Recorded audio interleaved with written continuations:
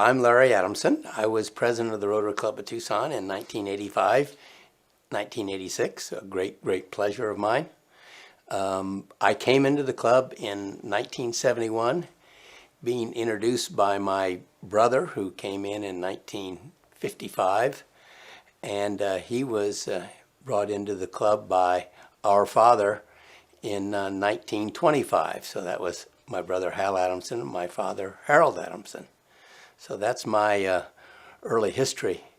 Somebody asked me about fines, because Rotary, our Rotary Club in particular, is sort of noted for its fines for recognition. And after I was brought in, Bill Varney was our president, and I remember that I didn't know this at the time, but they had talked about a fine of $250 because I was his second son coming into the club, and Varney threatens a $1,000 fine, and I remember it seemed like my father almost had a heart attack over that. It was quite a day. So fines have been something that I've aware of for a long time. On the Rotary Club of Tucson Foundation, my first career was a CPA, and then I went to law school, and so I knew I was going to be a tax guy, so I came into Rotary as my classification was tax law. So I was somebody that was kind of natural to look to about doing a foundation. And what was happening is that at the time the scholarship cups were 25 cents that everybody contributed to for the University of Arizona scholarships. But there were some people that were starting to give some real money. I remember Dr. Bob Weber was giving $1,000 a year for the Boy Scouts. And so the worry came about, how do we ensure that somebody gets their income tax deduction if IRS comes knocking? So the idea is to assure income tax deduction for our generous members, and so we formed our own club foundation, and that was 1975, got our tax exemption. We were not a private foundation, we were a public charity, which means that all the tax filings are much easier for all these years. And so since I formed it, I guess I made myself president. I don't know. I don't remember, actually. And I had the pleasure of being the foundation president for 28 years, and it was a great ride. And it took me 2 years to find my successor, and that was Brett Houston. So, it has subsequently grown. During my year as president, we had a creative thinking guy on my board by the name of Mike Anderson, and Mike suggested at at my home meeting with all the board members that we ought to have some kind of a big fundraiser. So I had the good knowledge to say, go for it, Mike. And so Mike got a lot of people to contribute things, and we had a big auction, silent auction and live auction down at the Ramada Inn, and lo and behold, we got $33,000 out of that. So it was a big fundraiser. So that was kind of the kickoff to the foundation to grow. Before that, it was sort of receive the money and make distributions as the club board thought it should be. I don't know why I got the idea of going to Rotary International conventions, other than they're held in very interesting places. I was elected to the board of directors of the club in 1975-76 when Sky Leininger was president, and then reelected the following year. At that time, you served one term, and then those people that were continuing were two of the people that were formerly on the board of four were elected, and George Cole was the incoming president. So I went to New Orleans with George Cole and his wife, and we had a wonderful time in New Orleans. So that kind of got me started on conventions. So I've gone to 5 in North America. I think it's 4 in the Far East and another 5 in Europe. So I had a great experience of going to Rotary International conventions. when I was elected as the club president, and as all our or most of our club members know, that the club sends our incoming president to the Rotary International Convention, wherever it is, and I had the good fortune to go to Kansas City for the International Convention. And the big highlight of that convention was that Rotary International announced its program to eradicate polio throughout the world by 2005 and set a goal of $120 million. So when I came back to our club, I shared with our club that Rotary International goal, and it sort of became my personal goal to increase the fines that people were paying for their being recognized as being good deeds in the community. And we had most of those fines going to the Polio Plus campaign with Rotary International. And we ended up the year with about $35,000, which was quite a big increase in our fundraising for our foundation. Each incoming president, of course, asked other people for advice of what they should do, and I remember the advice I was given, two things that I was given, and that is, it's your year, you do it your way. Of course, the other thing was, don't let Helen Middleton retire. But so the things that I did that were a little bit different is that I had us put in the club bulletin questions and answers about Rotary International in our club. So the question and answer was in the bulletin just to try to raise the awareness of people. I tried to encourage people to go to the Rotary International Convention and the district conference, that's hard stuff to do, but to get people to understand that Rotary is not just a local club, but an international organization. The other thing that I decided to do a little differently is I spent quite a bit of time asking our club members when their birthdays were to be to submit to me a little bio, if you will, a little bit of their work background. And one of the things was always little known facts about that person that the club members and public, the club members in general wouldn't know. I remember the one that this fellow, as a much younger person, was in his airplane, and he had airplane problems, and he had to land his airplane on Broadway Boulevard near Country Club. As Rotary Club members know, every time upon the occasion of a new club president coming in, we have a celebration of that Rotarian. And it's been known as a roast or maybe a torture sometimes. So anyway, I had, this gets pretty technical, but I had taken as an income tax deduction my expenses when I went from San Francisco to New York to get my graduate degree in tax law from New York University, and I deducted all of my expenses, not only my tuition and books and all that, but all my living expenses. So the IRS objected to that, and we ended up going to the tax court, and unfortunately I lost. I got my tuition and books, but I didn't get my living expenses. So they put me as the loser of that case, and I was in prison garb of pinstripes. When you're elected as a club president, your board has already been selected. So I had nothing to do with this, but I had the good fortune of having 3 future club presidents on my board of directors. There was Gordon Bartlett, who was with IBM, Emery Barker, who was a fellow lawyer, and Mike Anderson, he was in the auto paint business, I think, at the time, and a rogue, if you will. Great guy.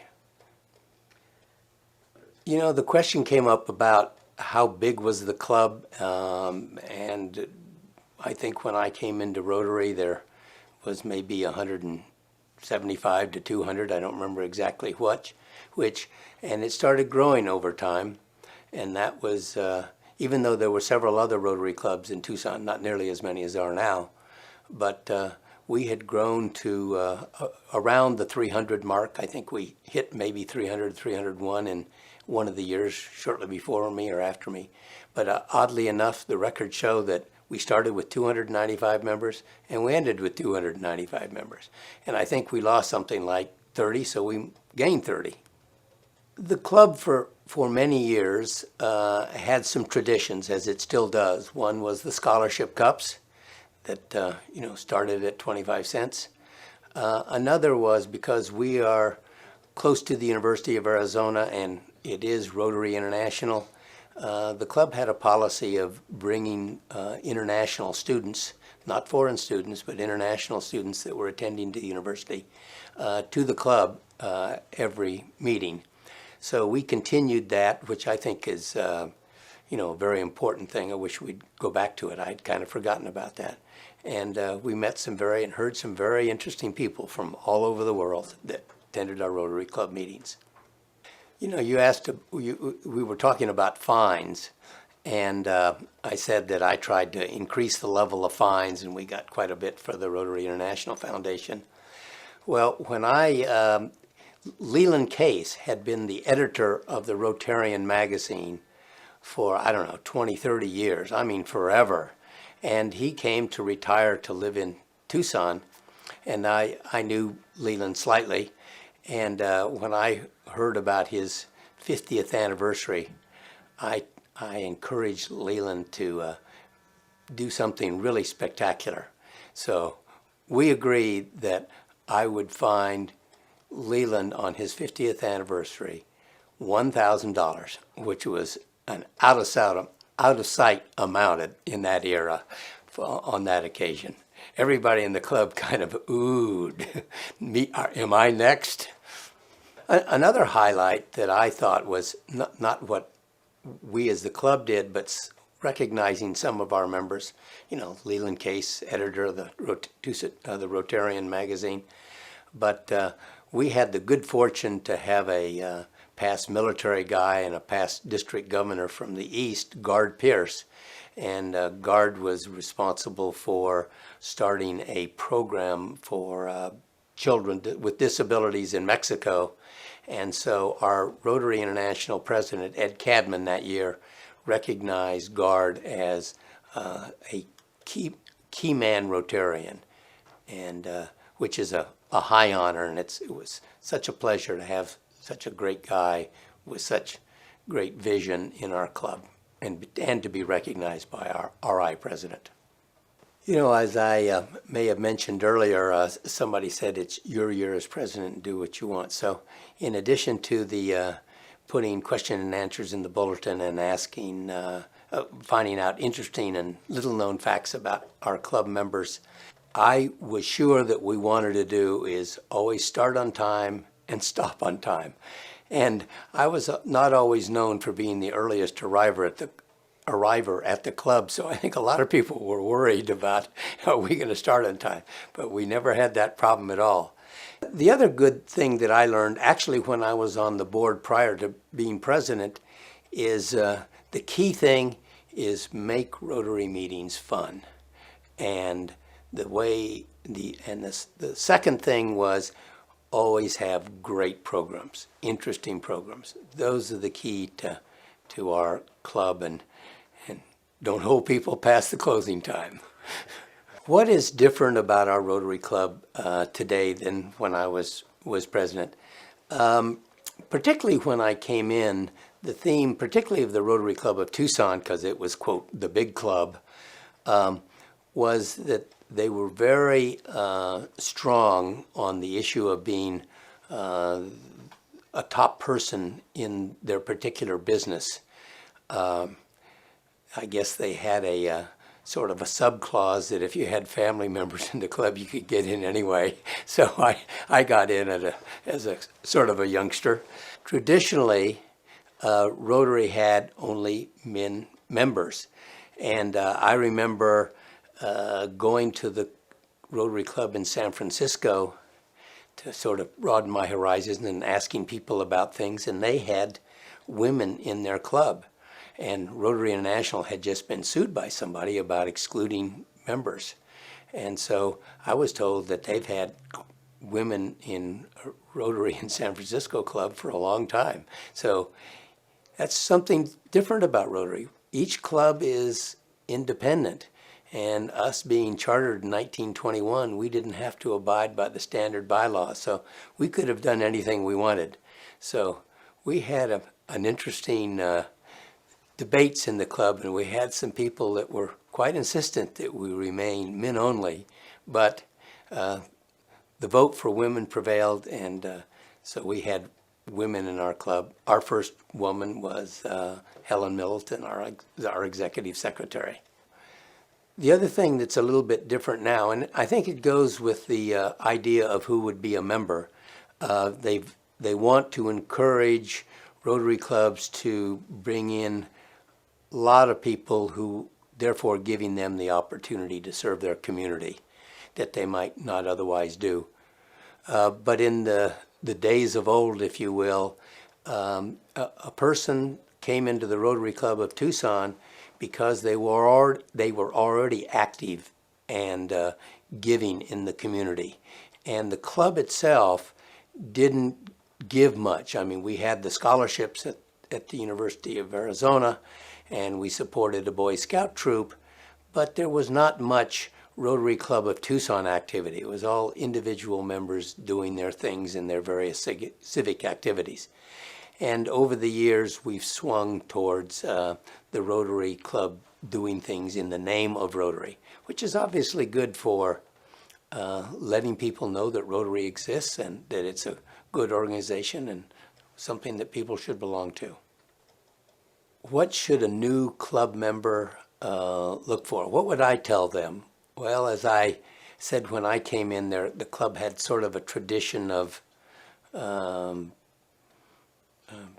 you're already involved in the community in some way, and we in Rotary and in our club have swung towards having community activities.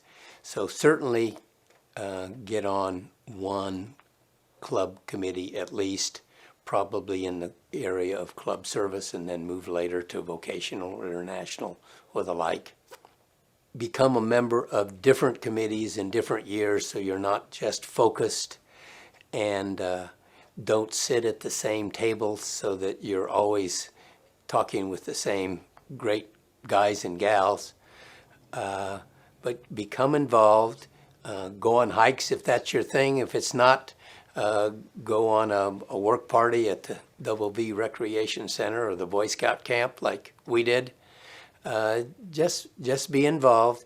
Don't overdo it. Don't burn yourself out, but participate.